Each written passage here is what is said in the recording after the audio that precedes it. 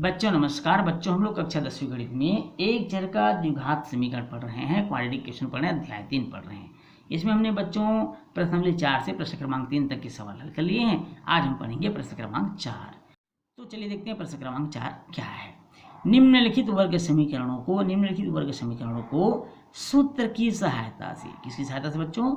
सूत्र की सहायता से हल कीजिए। इसमें कुल मिलाकर के 10 प्रश्न दिया हुआ है बच्चों, बहुत ही सरल है। इनमें से एक प्रश्न अगर आपको बता दिया जाए तो बाकी आप स्वतः बना सकते हैं, लेकिन आपको बच्चों इनमें से हम 4 से 5 प्रश्नों को हल करके बताएंगे और आपको बहुत अच्छे से समझाने का पूरा प्रयास करेंगे। तो चलिए चलते हैं प्रश्न क्रमांक 4 का पहला प्रश्न है 9x वर्ग धन 7x 2 बराबर 0। पहला प्रश्न है, एक बार प्रश्न को हम फिर लिख लेते हैं। 9x वर्ग धन 7x ऋण 2 बराबर 0 इस तरह से दिया हुआ है। मानक वर्ग समीकरण उसे हम तुलना करेंगे बच्चों।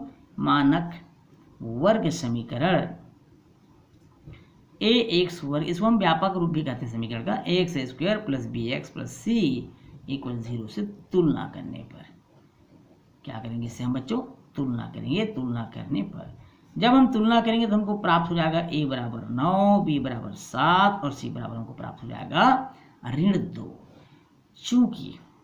चूंकि सूत्र विधि का सूत्र क्या होता है बच्चों? सूत्र है x बराबर minus B plus minus over root B square minus 4ac पूरे का बटे होल अपॉन 2a। ये इस तरह से ये सूत्र है और इसी सूत्र की सहायता से हमको समीकरण को हल करना है। तो चलिए पहले मान रख लेते हैं। b का मान है 7, तो ये हो जाएगा ऋण 7 क्योंकि यहाँ पर ऋण दिया हुआ है सूत्र में, प्लस माइनस b का वर्ग अर्थात 7 का वर्ग ऋण 4, a का मान 9 है, c का मान है ऋण 2 पूरे का बटे हो जाएगा 2 गुणित 9 क्योंकि 2a दिया हुआ है बच्चों। अब यहाँ पर हो जाएगा ऋण 7 धन ऋण करड़ी में 7 सत्ते 49 होता है, ऋण का गुणा ऋण से करेंगे धन हो जाएगा 4 9 चौक 36, 36 दूनी हो जाएगा 72 पूरे का बटे होता है 9 दूनी 18। तो इस तरह से आप लिख लीजिए। अब यहाँ पर देखिए ऋण 7 धन ऋण 49 और 72 को जोड़ दीजिए बच्चों। 49 और 72 जोड़ेंगे तो हमको मिल जाएगा 121 बटे 18। 121 का वर्गमूल कितना होगा? 121 का वर्गमूल होगा 11 बटे 18। कितना हो जाएगा?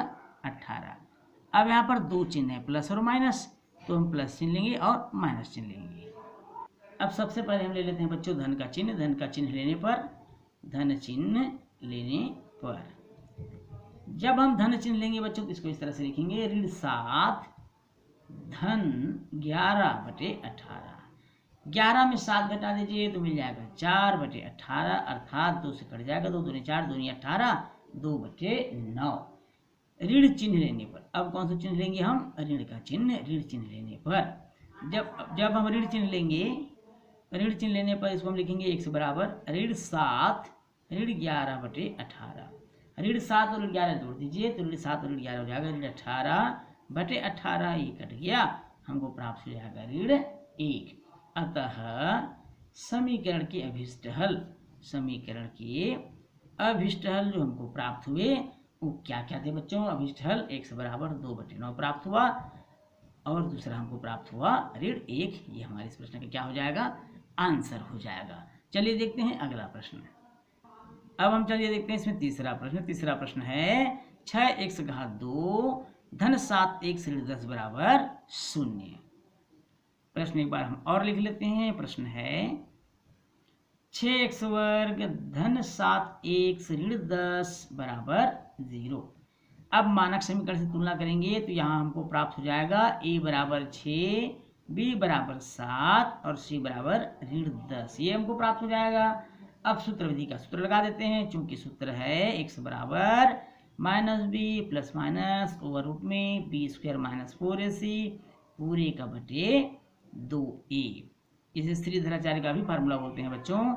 माइनस बी, अच्छा मान रखेंगे, b का मान 7 है, मान रख देते हैं। यहाँ ऋण है तो ऋण 7 हो जाएगा, धन ऋण करड़ी में हो जाएगा b वर्ग अर्थात 7 का वर्ग ऋण 4, a का मान है 6 और c का मान है ऋण 10 पूरे का बटे 2a दिया हुआ है अर्थात 2 गुणित 6 इस तरह से हो जाएगा। ऋण 7 धन ऋण ओवर रूट करड़ी में 7 सत्ते 49 ऋण का गुणा ऋण से करेंगे तो ये हो जाएगा धन 6 चौक 24 दाम 240। ये इस तरह से हो जाएगा पूरे का बटे हो जाएगा 6 दूनी 12 कितना हो जाएगा 6 दूनी 12 धन ऋण। अब 240 और 49 को जोड़ दीजिए बच्चों, तो ये हो जाएगा 289 289 289 पूरे का बटे हो जाएगा यहाँ पर 12। अब यहाँ पर ऋण 7 धन ऋण 289 का वर्गमूल होता है 17/12। अब यहाँ पर दो चिन्ह है प्लस और माइनस, तो हमको एक बार प्लस का चिन्ह लेना पड़ेगा, दूसरी बार माइनस का चिन्ह लेना पड़ेगा। तो चलिए चलते हैं प्लस चिन्ह लेने पर, प्लस चिन्ह धन का चिन्ह लेने पर जब हम प्लस चिन्ह लेंगे बच्चों तो इसको इस तरह से लिखेंगे ऋण 7 धन 17 पूरे 1/12। 17 में 7 घटा दीजिए तो ये प्राप्त हो जाएगा 10/12। 10 को और 12 को 2 से काट दिए, 2 पंचे 10 2 छक्के 12, तो एक का पहला मान क्या प्राप्त हो गया 5/6। अब हम चलेंगे धन चिन्ह के बाद ऋण चिन्ह लेने पर। अब हम यहाँ लेते हैं ऋण का चिन्ह, ऋण चिन्ह लेने पर, ऋण चिन्ह लेने पर। अब ऋण चिन्ह लेंगे तो कैसे लिखेंगे बच्चों, एक से बराबर हो जाएगा ऋण 7 ऋण 17/12। 17 और 7 कितना होता है, 17 और 7 होता है 24, तो ऋण 24 हो जाएगा क्योंकि समान चिन्ह जुड़ेंगे, चिन्ह वही लगेगा बटे 12। 12 एकम 12 12 दूनी 24, ऋण 2 बार कट गया, एक बार कितना प्राप्त हो गया हमको ऋण 2। अतः समीकरण के अभिष्ट हल यहाँ पर आपको लिखना पड़ेगा, अतः समीकरण के अभिष्ट हल, समीकरण के अभिष्ट हल। और अभिष्ट हल हमको x के 2 मान प्राप्त हुए, पहला मान हमको प्राप्त हुआ 5/6, जबकि दूसरा मान हमको प्राप्त हुआ ऋण 2, और ये हमारा क्या हो जाएगा बच्चों, इस प्रश्न का आंसर हो जाएगा। चलिए देखते हैं अगला प्रश्न। अब हम चलिए इसमें देख लेते हैं प्रश्न क्रमांक 8वां, कर्ण 3 x वर्ग ऋण 10 x ऋण 8 कर्ण 3 बराबर 0। प्रश्न क्रमांक 8वां है कर्ण 3 x वर्ग ऋण 10 x ऋण 8 कर्ण 3 बराबर 0। अब मानक समीकरण से आप तुलना करेंगे बच्चों, तो मानक समीकरण से तुलना करने पर हमको क्या प्राप्त हो जाएगा, यहाँ पर a बराबर कर्ण 3 प्राप्त हो जाएगा, b बराबर हमको प्राप्त हो जाएगा ऋण 10 और c बराबर हमको प्राप्त हो जाएगा ऋण 8 कर्ण 3। चूंकि सूत्र है x बराबर ऋण b धन ऋण b वर्ग ऋण 4ac कर्ण में पूरे का बटे हो जाएगा 2a। मार्क दीजिए बच्चों यहाँ पर ऋण b, अब यहाँ भी माइनस है यहाँ भी माइनस है, तो हो जाएगा धन प्लस हो जाएगा बच्चों b² अर्थात ऋण 10 का वर्ग ऋण 4 a का मान कर्ण 3 है और c का मान है ऋण 8 कर्ण 3। इस तरह से आप मान रख लेंगे पूरे का बटे 2a अर्थात 2 गुणित कर्ण 3, ये इस तरह से हो जाएगा। 10 धन ऋण कर्ण में 10 दहम 100, ऋण और ऋण का गुणा हो जाएगा धन, 8 चौक 32 32 तिया गुणा कर देंगे बच्चों, 8 चौक 32 होता है और 32 तिया कितना होता है, गुणा करिए फटाफट, ये हो जाएगा 96 पूरे का बटे हो जाएगा 2 कर्ण 3। अब यहाँ पर देखिए बच्चों 10 धन ऋण ओवर रूप में 100 और 96 हो जाएगा 196/2 कर्ण 3। अब यहाँ पर 196 का वर्गमूल ले लेंगे तो ये हो जाएगा 196 का वर्गमूल कितना होता है बच्चों 14 होता है, बटे हो जाएगा 2 कर्ण 3। अब यहाँ पर दो चिन्ह है, एक बार प्लस लेंगे एक बार माइनस लेंगे, जैसा इसे पहले लेते रहे हम। धन चिन्ह लेने पर प्लस चिन्ह लेने पर, जब हम प्लस चिन्ह लेंगे बच्चों तो इसको लिखा जाएगा 10 धन 14/2 कर्ण 3। 14 और 10 कितना होता है 24 होता है, तो 24 बटे हो जाएगा 2 कर्ण 3। 24 काट देंगे 12 2 से कट जाएगा 12 12 बच्चों 12/3 हो जाएगा, 12/3। आप हर का परिमीकरण कर दीजिए जैसा कि कक्षा 9 में आपने पढ़ा है, तो ये हो जाएगा 12 कर्ण 3/3। 12 कर्ण 3/3, 3 से फिर कट जाएगा 3 चौक 12 अर्थात 4 कर्ण 3 प्राप्त होगा। ये पहला मान प्राप्त हो गया। दूसरा ऋण चिन्ह लेने पर, जब हम ऋण चिन्ह लेंगे बच्चों यहाँ पर तो इसको लिखा जाएगा 10 ऋण 14/2 कर्ण 3। 14 में 10 घटा दीजिए तो ऋण 4 बचेगा बटे 2 कर्ण 3, 2 दूनी 4, ऋण 2 बार में अर्थात ऋण 2/3 हो जाएगा। यहाँ पर बच्चों पुनः आपको परिमेकरण करना है, ऋण 2/3 में परिमेकरण कर देंगे, कर्ण 3 का ऊपर और नीचे गुणा कर देंगे तो ये प्राप्त हो जाएगा ऋण 2 कर्ण 3/3 अर्थात 3 प्राप्त हो जाएगा। ये हमको दूसरा मान प्राप्त हो जाएगा। अतः समीकरण का अभिष्ट हल क्या क्या प्राप्त हुआ 4 कर्ण 3 पहला मान, और दूसरा मान हमको प्राप्त हुआ ऋण 2 कर्ण 3/3। ये इस प्रश्न का क्या हो जाएगा आंसर हो जाएगा। अब यहाँ पर देखते हैं बच्चों प्रश्न क्रमांक 4 का एक और प्रश्न देख लेते हैं। चलिए अंतिम प्रश्न देख लेते हैं, 10वां प्रश्न है, या इसको देख लेते हैं बच्चों क्योंकि इसमें तीसरा पद नहीं दिया है, आपके लिए समस्या हो सकती है, तो हम प्रश्न क्रमांक 7वां को देख लेते हैं। 9x वर्ग ऋण 4 बराबर 0। प्रश्न क्रमांक 7वां एक बार और इसको समझ लेंगे, लिख लेंगे प्रश्न क्रमांक 7वां को। 9x वर्ग ऋण 4 बराबर 0। अब यहाँ पर मानक समीकरण से तुलना करेंगे x square plus bx plus c बराबर 0 से, तब यहाँ पर a बराबर हमको प्राप्त हो जाएगा 9, b बराबर यहाँ पर x का कोई गुणांक नहीं दिया है इसलिए हम शून्य मानेंगे बच्चों, c बराबर हो जाएगा ऋण 4। अब चूंकि सूत्र विधि का सूत्र क्या है, x बराबर ऋण b धन ऋण कोष्टक करड़ी में लिखेंगे b वर्ग ऋण 4ac पूरे का बटे 2a।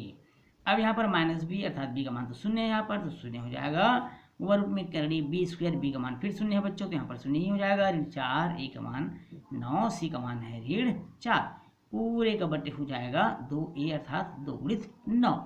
अब यहाँ पर शून्य दिया हुआ है, प्लस माइनस ओवर रूट ऋण और ऋण से गुणा करेंगे धन हो जाएगा, 4 या 36, 36 चौक आप गुणा कर दीजिए, 36 चौक कितना होगा जल्दी बताइए, 36 चौक फटाफट गुणा करिए बच्चों, 36 चौक कितना होगा 144 पूरे का बटे हो जाएगा 9 दूनी 18। अब यहाँ पर देखिए 144 का वर्गमूल हो जाएगा 12 बटे 18 प्लस माइनस में।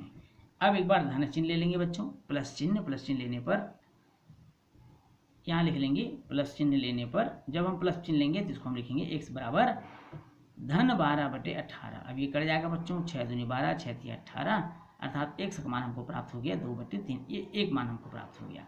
ऋण चिन्ह लेने पर अब हम ऋण चिन्ह ले लेते हैं, ऋण चिन्ह लेने पर x बराबर हो जाएगा ऋण 12 बटे 18, फिर इसको काट देंगे तो ऋण 2 बटे 3 प्राप्त हो जाएगा, 4 कितना 6 दूनी 12, 6 तिया 18 से अर्थात x बराबर प्राप्त हो जाएगा ऋण 2 बटे 3। तो यहाँ पर x के 2 मान प्राप्त हुए, यही हमारे समीकरण का अभीष्ट हल होगा अर्थात x बराबर हो जाएगा 2 बटे 3 पहला आंसर और x बराबर हो जाएगा ऋण 2 बटे 3, ये इस प्रश्न का दूसरा आंसर।